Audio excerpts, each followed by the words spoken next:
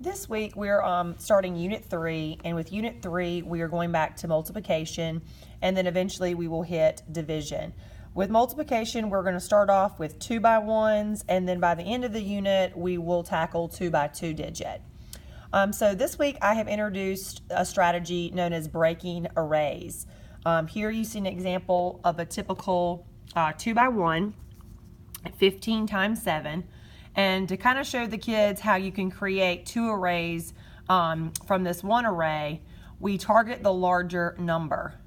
And if you can see here, we've broken it down to where we have a 10 plus 5, and we're going to times that out to the other factor of 7. So when I create my two arrays, I'm going to create a 10 by 7, and then I'm going to create a 5 by 7. When I do that, I multiply 10 times 7, I get 70. 5 times 7, I get 35. And here with that 10 and that 5, there's your 15. So it goes back to that 15 times 7. When I add it up, I get 105. Another example, if students did not want to use tens, you could have 14 by 9. Some students may choose to do 10 plus 4. Other students may like their 7, so they may break the 14 into a 7 plus a 7, because that gives them back the 14. And then again, to create the two arrays from this one larger array, 7 times 9, another 7 times 9. 63 plus 63, 126. And again, that 7 and 7 gives you back your original 14.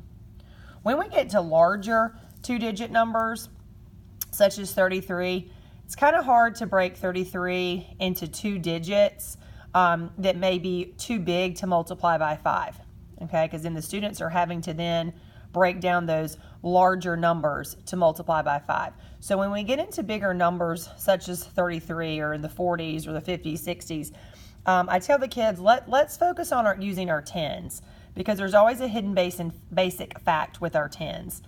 So when I take 33, I'm going to break it into a 30 plus a 3 times 5. And here's my 30 by 5.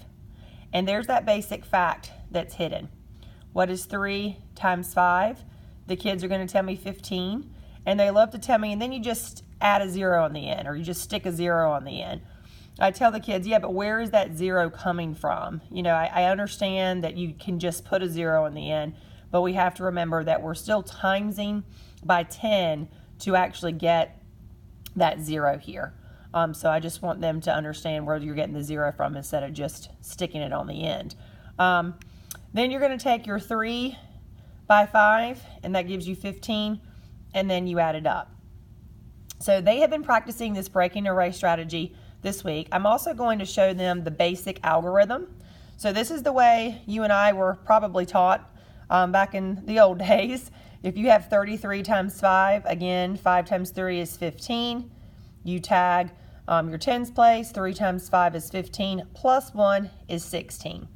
And some of you might be asking, well, why don't you just show them the basic algorithm? It's faster, it's more efficient. The reason that I start with breaking the arrays first before going to a basic algorithm is because simply what I just said, when I go through the process of a basic algorithm, it's just steps. It doesn't tell me anything about my numbers. You know, it's just saying, you know, multiply your 1s, then tag your number, then multiply your 10s, then add. But the students aren't really understanding where they're getting these numbers from. That they're really multiplying 5 by a 30, and they're really multiplying 5 by a 3. So it's important for them to understand the breakdown before we jump to a basic algorithm. So once they've been taught how to actually do this and where your arrays are being created, then it's easier for them to understand a basic algorithm. So I hope this has been very helpful. Please feel free to send me a reminder message if you have any questions. Thanks.